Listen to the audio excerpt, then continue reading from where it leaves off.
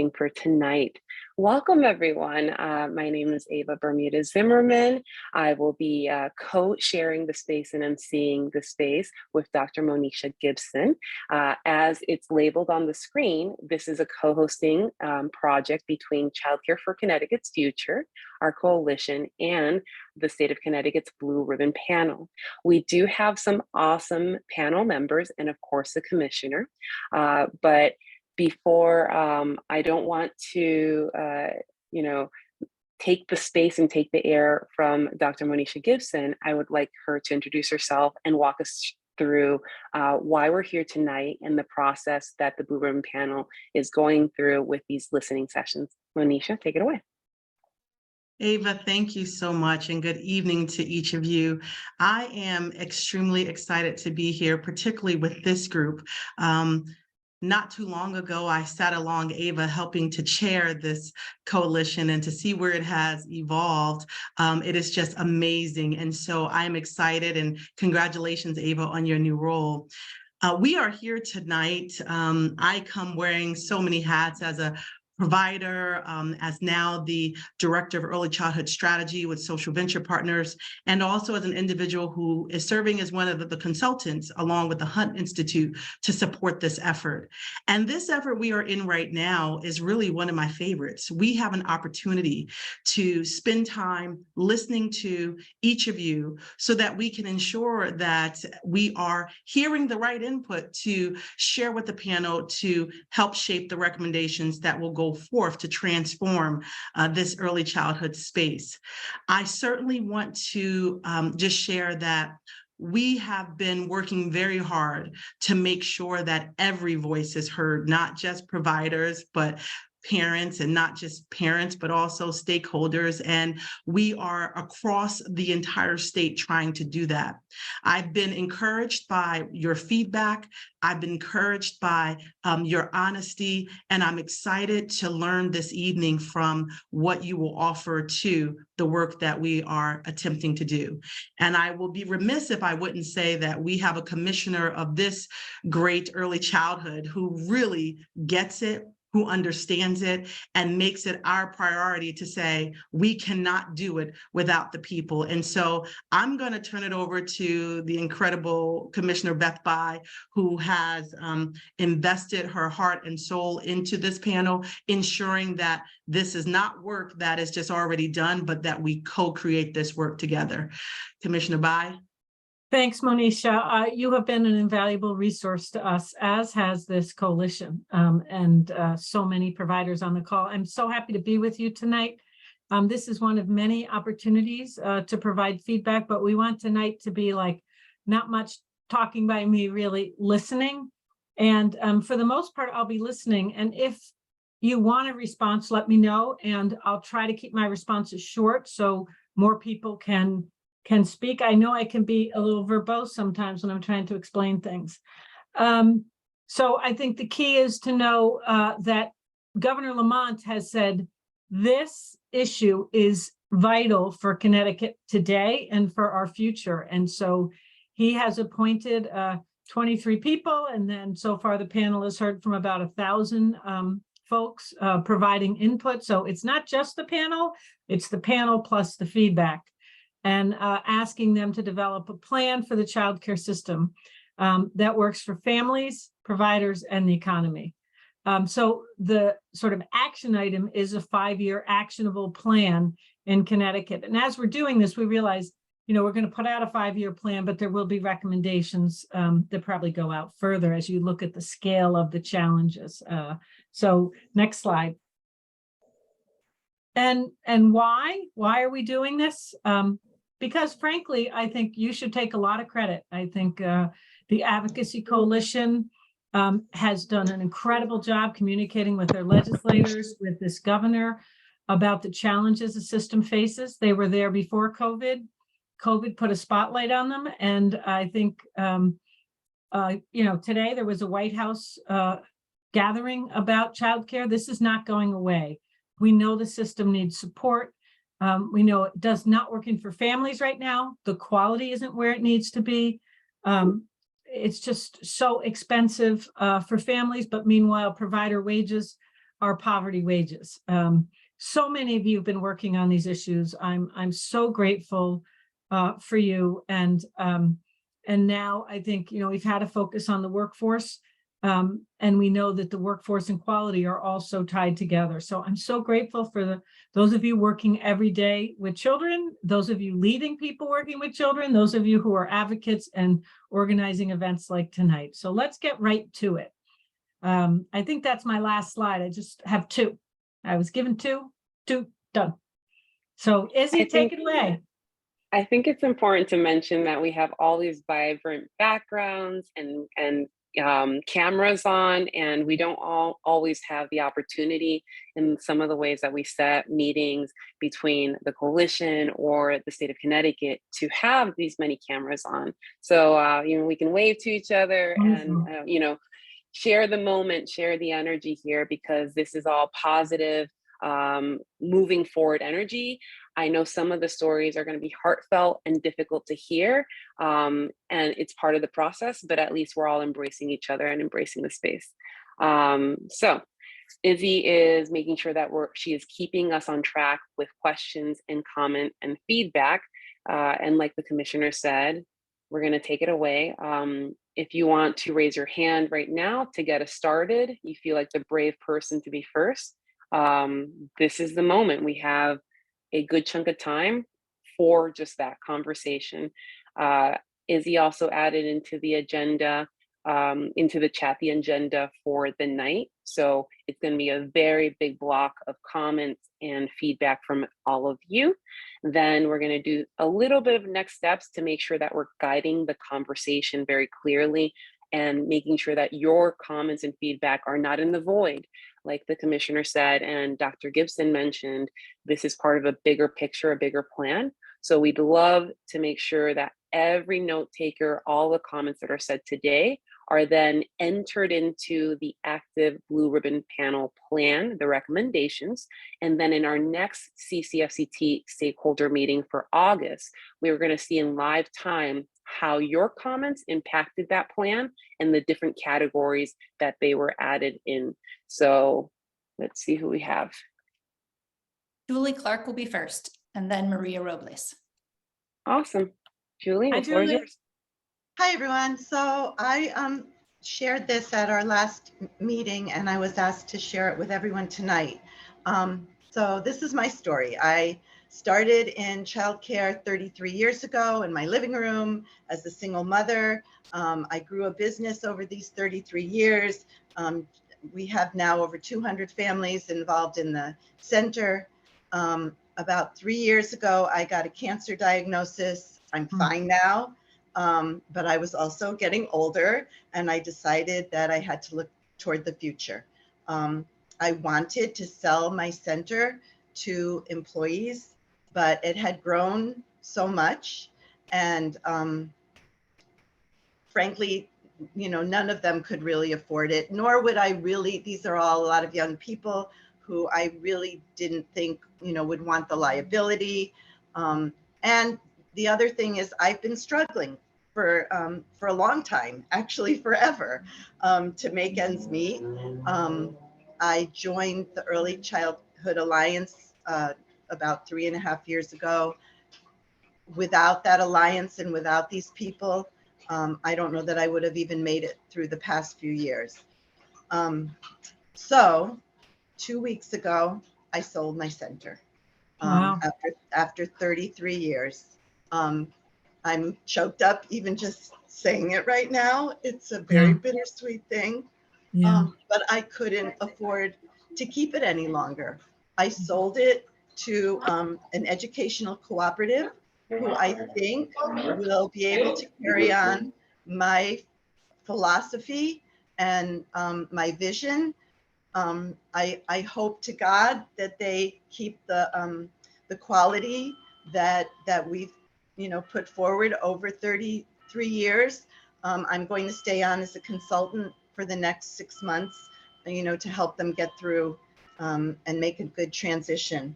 But my real message is, people like me, private owners, can't wait 5 years. There's no way. I would have had to have closed my doors. And I'm If grateful you can wrap to up, having, Julie, just. yeah, I'm grateful to having sold it to a quality place, but that's my plea. Please do something. We can't wait 5 years. Thank you. Yeah. Thank you, Julie, so much. And thank you for your service all these years to so many families. Thank you. Thank you, Julie. Maria Robles next, followed by Maria Amado. Maria Robles.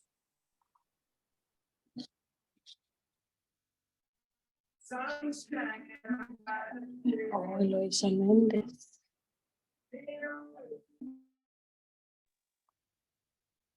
Maria Robles, si te puedes sacar de muto, if you can take yourself off mute. Okay, we're gonna move over to Maria Amado and go back to Hola. Maria Robles. Oh, we got Maria Robles. Perdón. Maria, the Sí, floor is es yours. que estoy trabajando y estoy viendo a los niños y estoy bien. We understand. Ok. Sí. Hola. Bueno, buenas noches. Sí. Bueno, buenas noches. Cuidado, mi amor, estoy un poco- disculpen, es horas laborables todavía para mí porque tengo un cuidado 24/7, entonces los niños que salen temprano pues llegan en la tarde y los que llegan en la tarde pues se quedan hasta la noche y así. Gracias, estoy bien. Bueno, no sé cómo podría aportar más con las ayudas que ustedes nos han estado brindando actualmente. Hola. María, la podemos escuchar. Puede decir su historia. Ok. Bueno, yo empecé en octubre. No sabía cómo empezar en primer lugar. Gracias a Dios encontré en Waterbury por medio de Steffi, que nos empezaron a dar las clases de cómo abrir un daycare. Fue muy importante para nosotros porque en ese momento con mi esposo no sabíamos qué hacer. Y sin embargo, ellos en estas clases nos dieron la guía y el soporte absoluto para ingresar. Actualmente cuento con 16 niños en mi cuidado, en diferentes horarios, por supuesto. Tengo 7 niños autistas. Me he preparado en todas las áreas de la OSC que me han enviado los enlaces, las ayudas que me han guiado por los grupos de otras proveedoras. Y bueno, y estoy muy agradecida por el trabajo que ustedes actualmente han estado brindando para nosotras. Entonces, para mí fue una experiencia muy bonita poder trabajar en casa y estar con mis niños y poder seguir saliendo adelante y siempre sabiendo que tengo el apoyo de ustedes, que siempre están pendientes de las necesidades que nosotros tenemos. Lo único que siempre pregunto es algo de qué manera podrían ayudarnos es con un seguro de salud, porque la verdad que apenas empecé yo a recibir ingresos, a mí me quitaron todos los beneficios de salud que tenía y he tenido que buscar seguros privados para poder tener mi seguro de salud. Entonces no sé de qué manera se podría trabajar en ese aspecto. Gracias, Maria. Gracias por el comentario. Thank you, Maria, for Thank your you, comment. Maria. And we will, we will make note of that. That is just such a sad story. Like you make it, you start making a living and then you still need health care, but then you lose your benefits when you make a living. So it's just, we have to work on that. It's a major issue. So thank you for that feedback. Okay, next up, it seems that I got out of order slightly. So it's John Catalan and then Maria Amado. John, go ahead. Hi, good evening, everyone. Hi, Commissioner. I think, for those of you who don't know, I represent the Connecticut Alliance of YMCAs. I just want to share my concern that these meetings that I've attended for the commission and really the conversation we've had as a Connecticut Early Child Care Coalition the last 3 years has obviously been focused, rightfully so, on school readiness and care for kids. But I just want to make sure we cannot forget the 80% of the families that are not eligible for these programs. Mhm. And I can tell you this, it's anecdotal. We're trying to collect this information. We are losing a number of families to childcare when they have that second young child that's still, not eligible for elementary school. And obviously now with the kindergarten date going, getting pushed out next year, we're losing these families. And obviously we don't want to lose their childcare business per se, but those families, someone is not working. And we're talking about, here we have such a worker shortage in this state with not only our industry, but every industry is facing the same type of crisis. So I just want to say, I want to make sure that we and the commission do not forget about these 80% of the families that are not receiving any type of subsidy. So John, Thank just to paraphrase, are you suggesting like expansion of access to childcare subsidies so more families get help? I think that would be a start. I mean, I think that'd be a great start, but obviously I would like the investment from the state to be that every family, if they make under a certain income, whatever that may be, whatever is logical with that, 100,000, 150,000, receive some type of subsidy in order to afford childcare. I know that increases the expense immensely, but I really think it's next. Yeah. Huge, but important, really important. You're basically saying, a lot of families currently not eligible can't afford childcare. And we have to, just as an example, one thing we recently changed, it's not part of the Blue Ribbon panel, but we have both school readiness and CDC can now accept 40% of families can make more than 75% of SMI, and that's significantly expanded access for middle class families. But I find that most school readiness and CDC sites still tend to take families below 75% of SMI because there's such a need for that. So, we should probably look into that data to see how many families are accessing, who make over 75% are accessing care, CDC and school readiness. So thanks, John. Thank you, commissioners, always. Appreciate it. Thank you so much, John. Going right ahead to Maria Amado. Maria Amado. Buenas tardes, comisionada, ¿cómo está? Gracias por esta oportunidad que nos da. Cuando usted se presentó ahora inicialmente, usted mencionó sobre la calidad. No está en el nivel que la OIC quisiera que esté, ¿verdad? Eso fue lo que usted manifestó. Entonces, ahora, y usted sabe, el programa del CDC, que lo están dando ustedes. Y como contratista tenemos a la ciudad de Hartford, pero veo de que ciertos requisitos es como que nos está poniendo una barrera para poder acceder.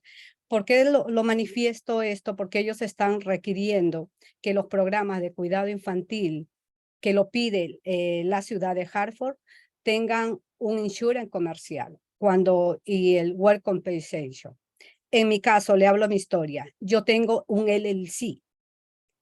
Yo tengo mi sustituta que le pago con todos sus beneficios con un payroll. Entonces usted sabe lo que significa con el sistema, cómo estamos nosotros atravesando realmente. O sea, a mí los márgenes, digamos, de ganancia no son grandes, porque cuando yo me quedo con 4 niños, yo a mi sustituta tengo que pagarle igual que tuviera los 9 niños. Entonces, esto es una cosa que una situación que atravesamos todos. Cuando yo llamo para informarme y pregunto a personas, a contadores especializados, pues bueno, sabemos que cada estado tiene sus propias normativas, pero aquí la ciudad de Hartford, recordemos que hay educadoras que están participando de otras ciudades. Entonces, el tener este seguro es contradictorio, porque donde yo vivo es residencial. Y según la zonificación, por ser residencial, mi casa es residencial, no puede ser un comercial. Nos están, pidiendo ciertas cosas que se basan en los centros. Y me apena que muchas compañeras, muchas colegas están desesperadas porque sí, queremos este dinero, pero tampoco no se trata de que me voy yo a endeudar a adquirir un seguro de negocio cuando realmente esto es un piloto. no sabemos si en el futuro se va a seguir dando, hay que ser realistas. Entonces, ¿qué va a pasar? Es como comprar un carro y hasta que el día que yo venda el carro, yo ya no pago más insurance. Entonces aquí tendría que cerrar mi daycare para yo no pagar más ese insurance comercial. Eso es algo que realmente, o sea, a mí me preocupa. Yo quiero participar, tengo 4 familias que ya... Si puedes, if you can wrap up. Oh, sorry, I forgot the word for wrap up in Spanish. I'm sorry, but go, yeah. Sorry. Yeah. Puedes terminar tu pensamiento. You can finish your thought if you'd like. I'm sorry, Maria. No te Maria, that is a like operational issue right now. I mean, it speaks to the Blue Ribbon Panel because we want to continue to fund family child care programs with state funded spaces. So that's something we want to continue, but this is our first try. So I urge you to either send me an email, or if you're not getting responsiveness from the OEC staff about these problems, I will facilitate a meeting with the family child care provider so we can, like, this is something new. We've got to fix it. If there are ways to fix it. So No. Claro que sí, comisionada. Por eso era que yo creo que era importante en esto tocar el tema, porque hay muchas que estamos involucradas en esto. critical. Entonces, una parte más de que promover la calidad, yo estoy de acuerdo con eso, pero necesitamos también, es humildemente una sugerencia de que se pueda reestructurar la currícula a través de la OEC, tener quizás unos formatos de a través de un año en que involucre los fundamentos del CDA, lo que es lo de NACC, para poder, o sea, mejorar la calidad de los programas de cuidado infantil. Yeah. And I'm just going to ask Eloisa to help me make sure I make a connection with Kim tomorrow about this. Okay. Thank you. Thank you, Maria. Next, we have Carmen Lanche. For the next series of calling of names, I'm going to pass it to my co-host, Monisha, because I'm having some technical difficulties. So I'm going to log off and come back. So Monisha, you're co-hosting, and Carmen Lanche, take it away. Okay. Great, Eva. Sí, buenas tardes. Soy Carmen Lanche. Yo soy de la Organización Comunidades Sin Fronteras aquí en la ciudad de Norwalk. Estamos ubicados. Nosotros tenemos muchas personas, nuestros clientes son la mayor parte indocumentados. Y tenemos muchos comentarios de que por ser indocumentados no pueden acceder al cuidado de niños, ¿verdad? Porque no pueden pagarlo, es muy caro. Por lo menos si tienen 2 hijos, es mucho para ellos, porque tienen que pagar renta, cuidado de niños, comida, transporte médico. Entonces, quisiéramos que también los incluyan a estas familias para que también puedan tener sus hijos una educación temprana. Porque si los niños pequeños no tienen educación temprana, pues no se van a poder desarrollar y envolver en la comunidad, ¿verdad? Como cualquier otro niño. Y también me gustaría opinar acerca de que las personas que tienen también su home daycare, ¿por qué también podrían tener la ayuda de tener una jubilación digna, verdad? Como cualquier trabajador. Me parece que fuera lo justo, porque se dedican mucho tiempo y muchos años de su vida al cuidado de niños y necesitan tener una mensualidad, ¿verdad? Al final de cuando ya dejan de trabajar, la jubilación que nosotros le llamamos. No sé si ahora la tienen o no, pero porque nosotras tenemos también un grupo de trabajadoras del hogar y no tienen derechos a nada, ¿verdad? Cuidan niños y hacen otras cosas. Entonces, ese es mi comentario. Gracias. Yeah. All right. So it seems like you're asking that the Blue Ribbon Panel, first of all, address the challenges for families who are undocumented. And second, you're asking us to look into access to retirement savings or pension or that kind of thing. So thank you for that, Carmen. I appreciate it. Yes, Carmen, thank you so much for that. Now we're going to hear from a parent perspective, and we're going to have Ms. Tab Smith, Andrea. If you could unmute. Yeah. Good evening, everyone. Can you all hear me? Yeah. Yeah. Good to see all of you. Yes, first name is Andrea. And I honestly, I can speak from a variety of perspectives. I'm a former educator. I've been an administrator. I am the mother of 3 children. My youngest is 2. However, tonight, yes, I would like to speak from the parent perspective. My family needs childcare. It's not a matter of wanting or desiring, like we need it. My husband and I both work. And I understand I'm coming from a privileged situation where it's a 2-family household, but we both need to work in order to provide for our family. And with that being said, we need a community to help us. And it truly takes a village. You all know that saying, it takes a village to raise a child. And our child care center is our village. And it's our village because of the care and intentionality they have when it comes to my family and also its educators. And we would not be able to provide for our family if we did not have care. So childcare educators are just dynamic, incredible, brilliant, creative human beings.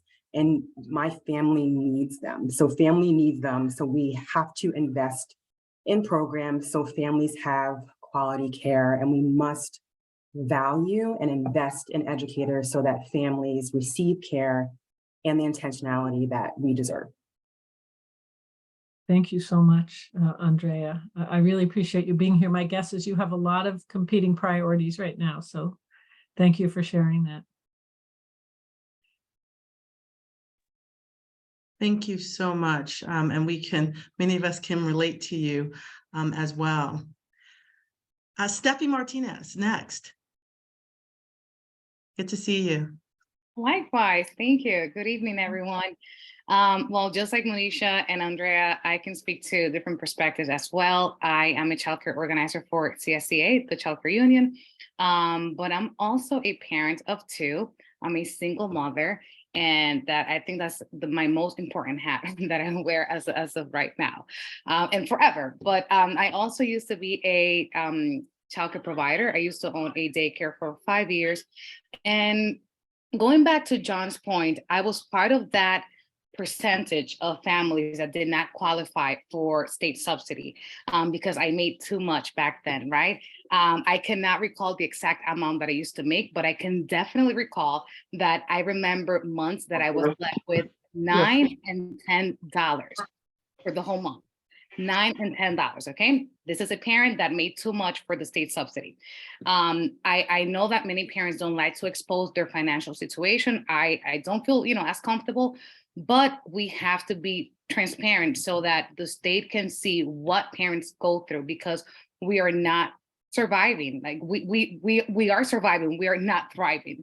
So it's really important. And my ask is that the state invest in early childhood and childcare so that and have the necessary funds so that it can support parents, childcare providers, but also parents, our families. We are surviving, not thriving. At the moment, I can say that I have a stable job, but still I cannot pay for childcare for 2 kiddos and life. It's really hard.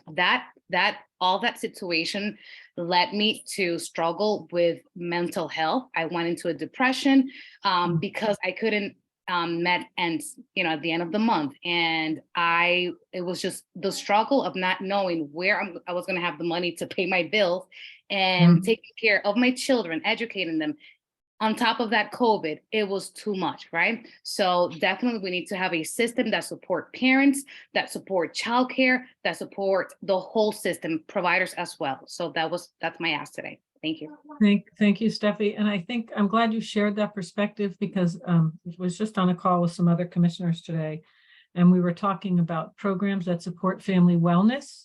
We have these behavioral health programs over here, but we don't have the investments in supporting family wellness, which high quality childcare supports structure and routine for families as well as kids. It provides them that kind of support. And if parents can't afford it, they're patching things together and they don't have structure and routine, and the kids don't have structure and routine, and it all adds up. So I hear I think what you're saying is, let's not just talk about the impact on the economy of parents being in the workforce, but let's talk about the impact on family well-being overall of the stress of not having this. So I appreciate that. Like, as I think about the recommendations to date, I don't like feel that that's been a core issue that I think we should really make sure we incorporate. So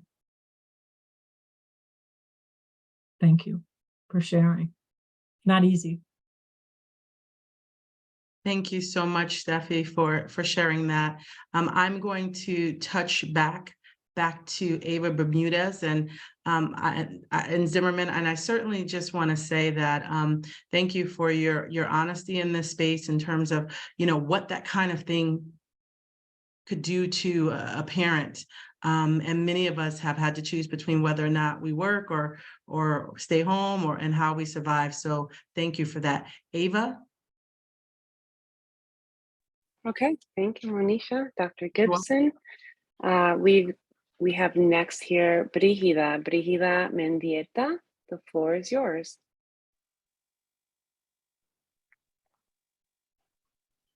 Buenas noches con todas, buenas noches, comisionada. Bueno, yo soy una proveedora que estoy localizada en Bethel y ayer tuve una experiencia, bueno, desde la semana pasada vengo hablando acerca de eso y ayer me puse a llamar al 211. Cuando llamé al 211 para yo preguntar que por qué yo no calificaba para los fondos de estabilización que estaban dando en la tercera ronda, creo que me dijeron que no, que yo no calificaba porque yo estoy localizada en un lugar que la pobreza es menos. Entonces, a mí me pareció no me pareció correcto que me estén diciendo eso cuando yo soy una proveedora que estoy trabajando con familias de Danbury. La mayoría de personas que tengo, de familias que tengo, son de Danbury. Y pienso que soy una de las proveedoras que cobran mucho más barato que otras proveedoras. Entonces no me parece correcto de que porque estoy localizada en Bethel, yo no pueda calificar para esos fondos. Otra que hace tiempo también hubo lo del CDC, que también me dijeron que yo no calificaba para hacer ese programa porque yo estaba localizada en Bethel. Y también no me parece correcto. Yo soy una proveedora que estoy haciendo mi trabajo como proveedora. Estoy ayudando a las familias y cuando hubo el tiempo de la pandemia, estuve ahí presente, estuve ayudando a muchas familias. No me importó mi salud, me importó la salud de mi familia. Estuve ahí con mis puertas abiertas y ahora que necesito del Estado porque nosotros necesitamos esos fondos para poder sobrevivir. No estamos haciendo cantidades de dinero donde digamos no puede, o sea, que nos nieguen esta oportunidad de tener esos fondos extras. Ahora, también el hecho de que yo esté localizada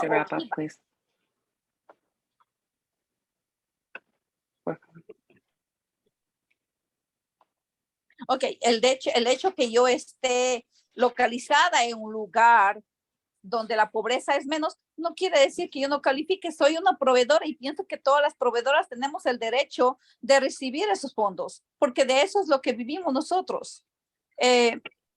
La verdad que, por favor, me gustaría que tomara eso en consideración y nos ayudara a las personas que estamos situadas, localizadas en lugares donde la pobreza es menos, pero estamos ayudando a personas que son de bajos recursos económicos. Entonces, por favor, esa es mi preocupación. Gracias. Thank you, Brigida. And I just want to clarify, Commissioner, for the rest of the people listening in, if you're not familiar, what Brigida is mentioning is that for a lot of state programs, expansion grants and subsidies, state and federal, there's an SMI, there's certain income levels that you have to meet in order to qualify as a parent, or on the other side as a provider. And Commissioner, I'm sure if you want to chime in, you're the expert here. Well, what I want to do is affirm what Brigitte is saying, is that we realize that everybody has been working really hard during the pandemic. And I think at OEC, we have done our very best to recognize that throughout the pandemic. We have helped all providers, even with, we're about to, after this is over, we're coming out with qualified workforce incentives that went to state funded at the, a year and a half ago.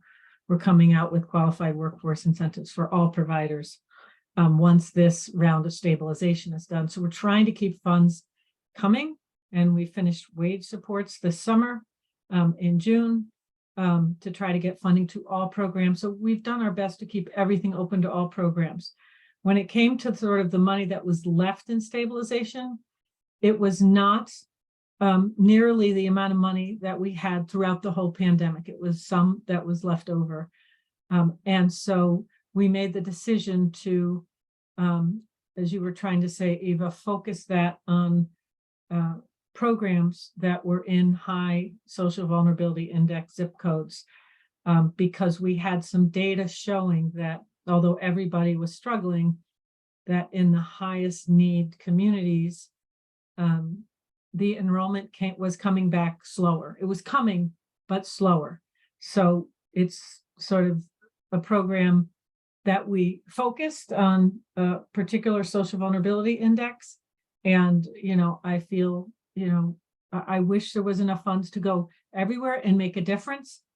And we felt that the wage supports made a difference. And, I tell the people on this call, we wouldn't have had those wage supports without the advocacy of you all. There's no two ways about it. So we know there's still more to do, which is why we have this commission. And we're, I am receiving feedback, obviously, because as soon as you do something that's not for everyone, there's always someone who just misses it and is very upset and feels that they're meeting the goals that we have. And so it's hard when there's a cutoff, but also know that we're looking for other ways to get funds out to programs. And thanks to the union, there'll be 11% a year increase in care for kids for 3 years. That's like what you call just ongoing help. But I hear you, Brigitte, and I hope I'm saying your name right. And I appreciate you speaking up. Thank you, Brigida. Next, we have Angelica Cervantes, followed by Georgia Goldburn, and then Belen Fiallo. Angélica. Hola, buenas tardes. Hola, Eva. ¿Cómo Hola. están? Hola, Buenas tardes Angélica. a todos. Yo tengo 3 puntos que me gustaría compartir con ustedes. El primero es también sobre lo que ya dijo otra de las proveedoras, las familias indocumentadas. Ellos tienen miedo, no sabemos si ellos pueden o no pueden aplicar. Sin embargo, también necesitan la ayuda porque no tienen con quién dejar a sus hijos y tienen que trabajar. De por sí, pues ya tienen digamos, se puede decir, un problema con el miedo que viven y no pueden salir libremente y tampoco dejar sus hijos en un lugar seguro como nuestro daycare. So, me gustaría también si pueden hacer algo por esas familias. Otro punto es que yo veo que las familias, cuando los niños llegan a los 3 años, Care for Kids, a nosotros las proveedoras nos baja la cuota y los papás no pueden pagarnos más.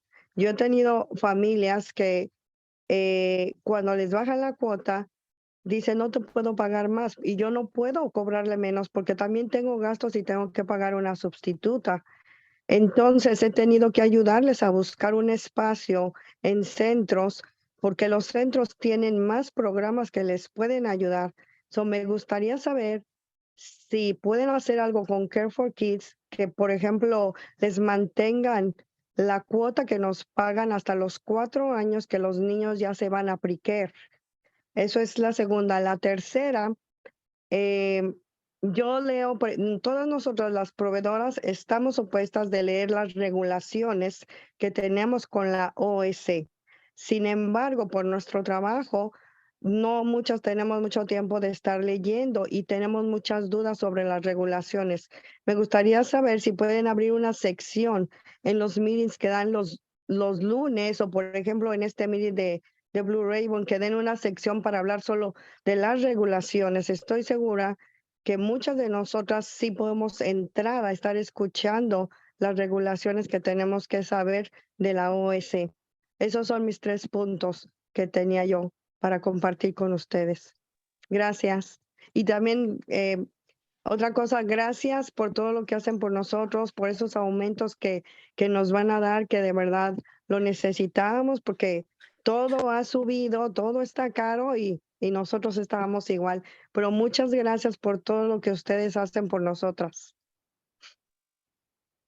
Thank you, Angelica. We're doing our best, but again, it wouldn't be happening without the advocacy of the folks on this call. So we give them a thank you. Quick, you've hit on something that is a concern, that is the pre-K rates for family childcare are significantly below other rates in the state. So even when you add 11%, they don't get to the level that we need them to get to. Know that we're looking to address that. It is a problem in Connecticut, and the feds have said to us, this is a problem, and we're working on that. On the regulations, you know, I'll talk to the coalition and think of ways that we can open those up to you, and also consider with the Blue Ribbon panel some recommendations around regular support hours or regular supports to programs to make the regulations more transparent and to have Q&A, et cetera, for providers so they have regular access to talking about the regs. So I appreciate that. Okay, next up we have Georgia Goldburn. Georgia. Gracias. Gracias, Angelica. Hi, thank you, Ava. Good afternoon, Commissioner. Hi, Georgia. Hi. I just, as I'm listening to the conversation, I'm hearing equity concerns basically being threaded throughout all of the conversation. But I want to give name to it, which is equity.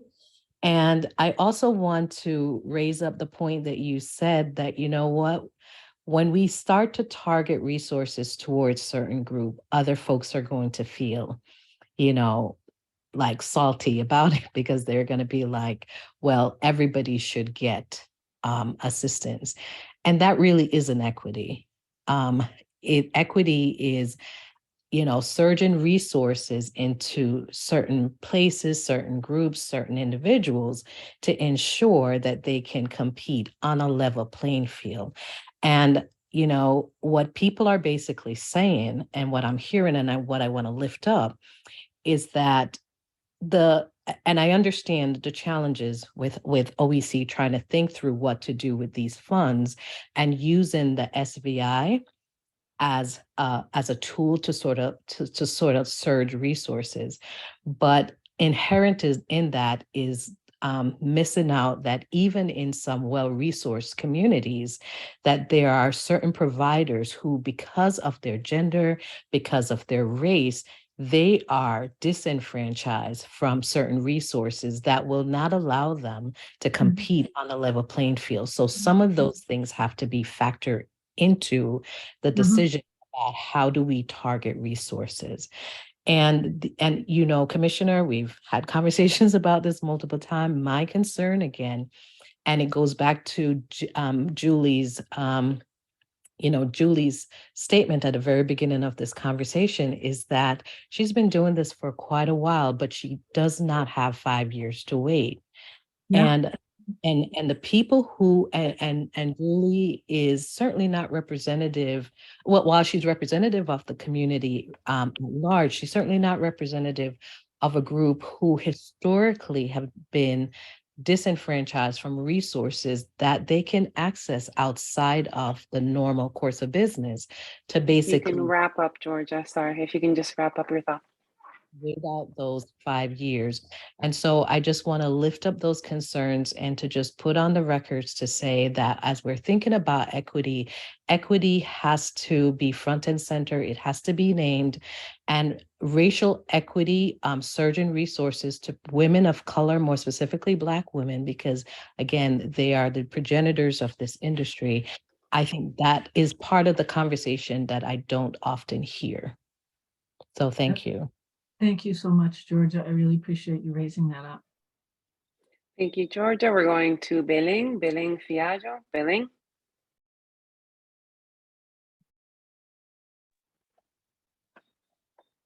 After Belén, we have Maureen and then Iris. Belén, if you can't unmute yourself, I'm going to go to Maureen and come back to you.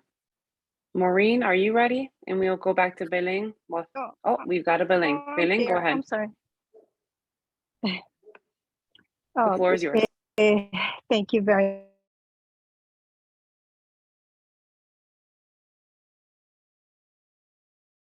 Belén, I'm not sure if it's my end, Monisha and others. No, I can't hear her. She's muted. Connection, yeah. Belén, you had some connectivity issues. You unmuted and then. Okay, I'm going to go ahead and go to Maureen and we'll. I'm sorry, I don't know why. All right, can you hear me now? You're there? We can hear you now. Just remain unmuted. Yeah. Go ahead. Go ahead. Okay. Go ahead, Belén. All right. Can you hear me now? Yes. Yes. Okay. Sorry. Yes, I have the same issue that Brigida has it with the money, and I called the same 211, and they said because I live in Sandy Hook, they're not gonna give me the money. So the same, I charge less than Danbury, and the other issue that I had is that I got my CDA. I called 211 and they said because at that time when I got my CDA, I didn't have any kids from Care for Kids. So I'm the only one who didn't have the $500. So now Right. the other question, I have and a you will, quick Billy, question. you will get a qualified workforce incentives for the CDA. There is a CDA bonus coming out in the next probably 6 to 8 weeks. I think it's got to be out by the end of September. Because they said because I graduated by August or something, and they said yes, you will get it by April or February or April or something like that. But they said I'm not qualified. They told me already I'm not qualified because I don't have a care for kids. So I'm like, okay. And because I live in Sandy Hook, I don't have the money. So do you know what I mean? It's just like a little disappointed. Yes. But now I have a question. I know every state is totally different. There's any way can we have, or there is maybe in the future, I don't know if we can have like 12 kids instead of 9? Or do you think that will ever change? That can be a comment in the licensing regulations that are still open. So you have the right to make comments right now as we have the regs open again to try to increase the school age and toddler ratios. So you can comment there. I don't know, Eloisa, if you can find that on our website and put it in the chat where people can comment on the regs, that would be awesome. Thank you, Belén. Okay, perfect. Thank you so much. Belén. God bless you. We're going to go to our last 3 and then we're going to conclude for the night. Again, we're going to have a second part of this conversation next month. And my team, correct me if I'm wrong, I believe it's August 19th. 16. Probably look at 16. Thank you. I knew there are wise women on this call. August 16th is the next August. Oh, whoever says real confusing. August. We'll send an email. 16th. Yes, we're gonna send an email. So last 3 people are Maureen, followed by Iris, with a final from Joanne. So Maureen, the floor is yours. Maureen Fontaine, go ahead. Good evening.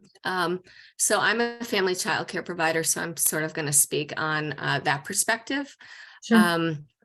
I think for me, I just want to make sure when you think about the Blue Ribbon Panel and all that they're doing, that we talk about equal access to funding, to training and to the participation in programs, just like Maria had talked about the blockage that she had in terms of the program that she was trying to get into. In terms of funding, I think that, you know, the phases that came out where we got the additional funding went pretty smoothly. And I think where some people are feeling where they're left out is that SVI isn't cut and dry. It's because some family child care providers don't live in the SVI, but they might have 100% of enrollment that do, and they've lowered their rates to accommodate those families. Yeah. So they're feeling quite left out. Yeah. So I don't know if there's any funding left after this third phase and it's still there. I would say, like, try to include those people if at all you can.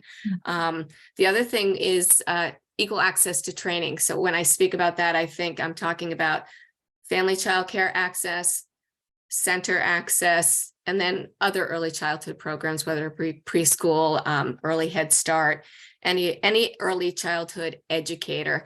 And I only mention that because today I just got an email talking about AQIS, and there's free education for if you're an NAEYC accredited program or you're going towards that, but it didn't include if you had a CDA or an NAPC credential. So I think that, you know, we just want to have it across the board so every educator is feeling like they're included.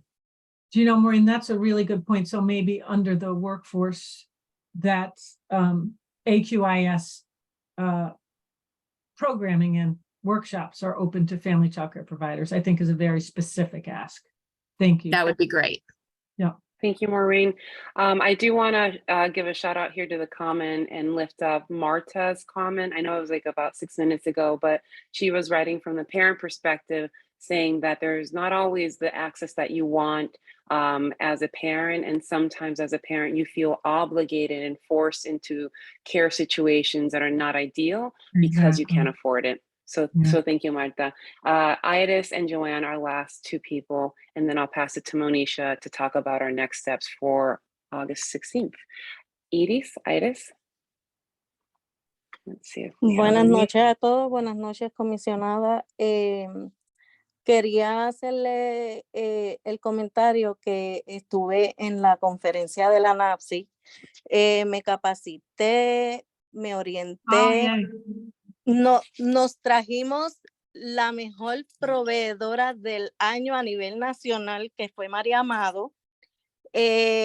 Nos debemos sentir orgullosos de eso, pero hay muchas áreas. Oh my goodness, Maria, I had no idea. We've got to get you a proclamation or citation. Wow. Thank you, Iris. Entonces,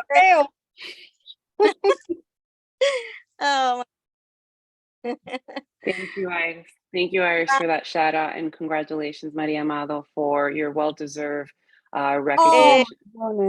Yeah. We're going to go to our last speaker of the night, and we're just going to go about 2 minutes over. Sandra, you're on. Oh, so sorry. Then go ahead, Sandra. Entonces, lo que quería dar a hincapié es que si la OIC, ¿verdad? Podría mandar coaches para nuestras áreas, porque yo pienso que la acreditación es algo que toda proveedora debe tener en su cuidado. Y de verdad, yo me alegré mucho y estoy animada a sacar la acreditación, pero no tenemos los coaches necesarios. Entonces, quería saber si la comisionada y la OIC podían hacer algo a favor de eso. Yes, I'm glad you asked that, Iris. We can bring that into the Blue Ribbon Panel recommendations. And also, we're looking to support coaches and try to expand coaches with thinking about our workforce pipeline project and other projects. How can we expand coaching? So we're looking at that. And, you know, the other thing, Iris, I don't know if you've been in touch with the service navigator from the from OEC in your region, but they're supposed to be sort of gathering information about what's needed out there, what people feel they need. So I do think we can check that out to you. So, Iris, so thank you for that. That's a good suggestion for the panel. Gracias. Thank you for what you do. Thank you, Edie. Our last speaker for the night, Joanne Johnson, and I promise we'll have everyone out in the next 6 minutes. Very, very strong promise here. Joanne, the floor is yours. Yes, you will. My thing is, I just want to put on your mind is that seeing that the Board of Education is changing the ages going into school and the kindergarten. Yes, Beth, you heard it. I know, I'm not happy about it. We're, as a provider, we're going to have kids at home. I usually have kids out of my house by age 3 going into preschool. I know. That I was connected to no longer can take my age 3s because they have to keep their 4s that don't turn 5 until after September. So that means we're going to have to keep more kids at home. Yeah. Just to bring that to your attention. Thank you, Joanne. It's a big problem, and we know it's a big problem. And you know, the legislature said, "Oh, we can try to fix it," but they try to fix it in May. It's too late for anyone to plan. So yeah, that's the problem. It should have been 2 or 3 years notice so that we didn't have this whole, like you're saying, the backup. And I've sort of been the face of I've been the anti-changing the date for the news for a week. Well, this is going to have a domino effect. It's not good for kids, and the kids who are going to miss out on school. It's a problem for upper middle class families, in my mind, in many ways that they've been complaining about, and kindergarten teachers. And it's going to impact kids who can't afford preschool or childcare, and they'll have a third of them will have another year with nothing. Yeah. So it's a big problem. It's a big problem. So we're working on doing what we can, because the law is the law. We have to work with it, but I don't have good answers for you now. But I'd love it if you all could continue to provide me with stories so that we can, you know, when we meet with the governor's office, explain these repercussions. Okay, we'll just let them know the chain reaction that's about to happen. It's a chain reaction that's going to be a big mess next year. Yeah. Thank you, Joanne, for your advocacy. Implementing this September, right? Yeah. Before we close, I just want to tell Sandra, I want some of your rice and beans. I've been watching you make it, and I'm getting very hungry. And that it is. I agree with that. And me and Izzy were talking about that. Has anyone else been watching that? I'm like, oh, I remember how got the ham. Oh my God, so good. I love it. Sandra, let us see it. Is it cooked? Let's see your rice and beans. Yeah, let us see it again. It looks so good. Oh, it's my favorite. Oh, it's my favorite food. That's a good angle. Yeah. And I think, sorry, really quick, I think Joanne had a question. So I put it in the chat, the kindergarten age, that lot goes into effect in July of 2024. So not this upcoming September, right, but it's the next group. That's what she's saying. But a lot of we sent out a memo encouraging preschools and public schools not to bump kids out who they've accepted, like to let the kids come. But some of them are already they're already bumping them out. It's really terrible. It's really terrible. We did, the SDE and OEC put out a memo to all the superintendents, to all the early childhood providers, and said, please, if you've committed to kids, let them come. But, you know, they're doing what they're doing. So it's really bad. But anyway, go ahead. It's all a moving conversation. I wanted to take the moment and first and foremost, thank everyone for your courage and sharing your personal stories. I know some of these stories, again, were very sensitive moments in your life, and sharing is not always easy, but we appreciate you taking the step up and allowing that story to be highlighted so we can make real public policy. I want to say thank you to this collaboration. It's, again, the first part of a segment here. We're going to go ahead and do a second part August 16th. For those of you who are connected to a parent or a provider or a voice that wasn't highlighted today, we had close to 100 people tonight, and we unfortunately did not make it to everyone. There were people who added their hands up, and we are already slightly over. So apologies, but there is ample opportunity to still lift up your voices and your stories virtually, as well as the other listening sessions that are happening. This is a CCFCT forum, and our goal here is to really transform, invest, expand how we look at childcare funding, how we look at childcare in general. So we're really collaborating to make that push happen with the Blue Ribbon Panel recommendations. But before you leave, so you get to know about the next meeting, as well as how you could submit testimony and your feedback online. Monisha, you want to take it first and then Eloisa, or? Yeah, Monisha, I think you're going to share sort of that graphic, and then right? pass it. Okay. And then Eloisa, is that right? Yes, so we are, and I know I'll be mindful of time. We certainly are grateful for everything that we heard tonight. I mean, this is why we do this. So Ava and Izzy, the team, the coalition, thank you for creating this space and assisting us in this effort.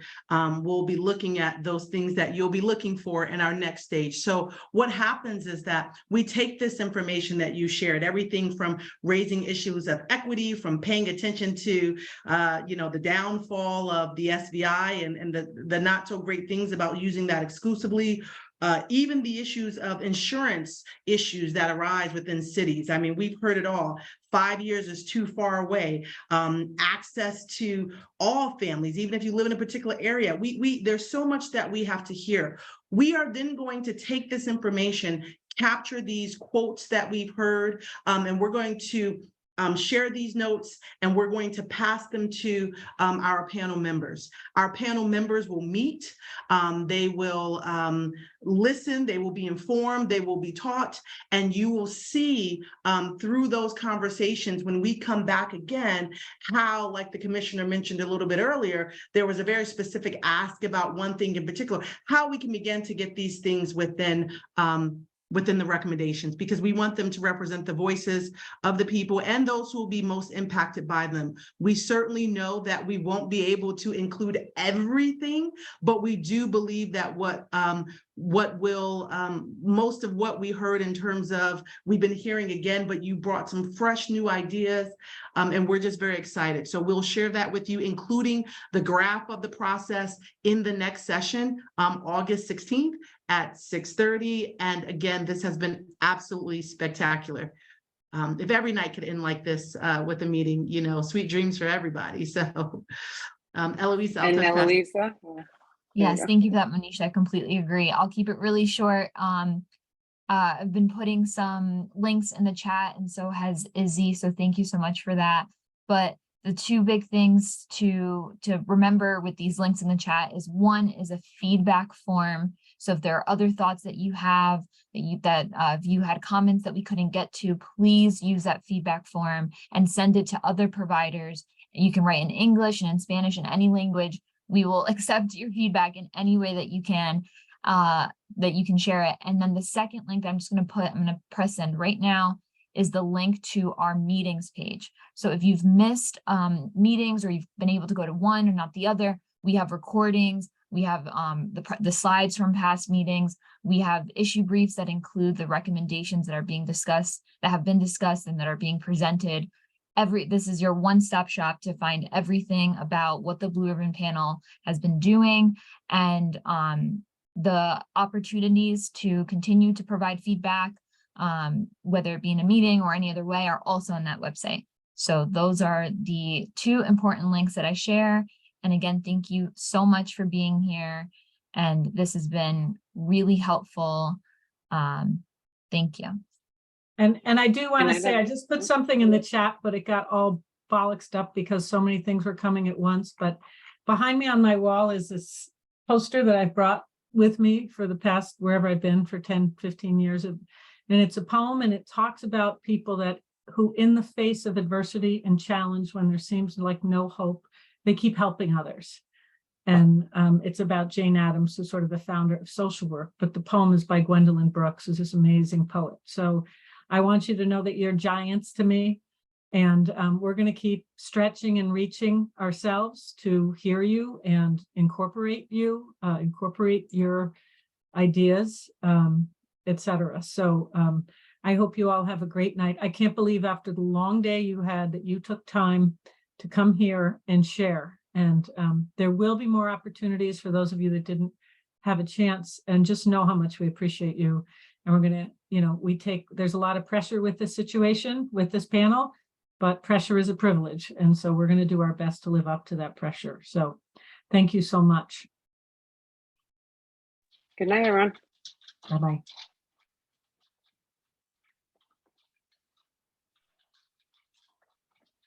Good night.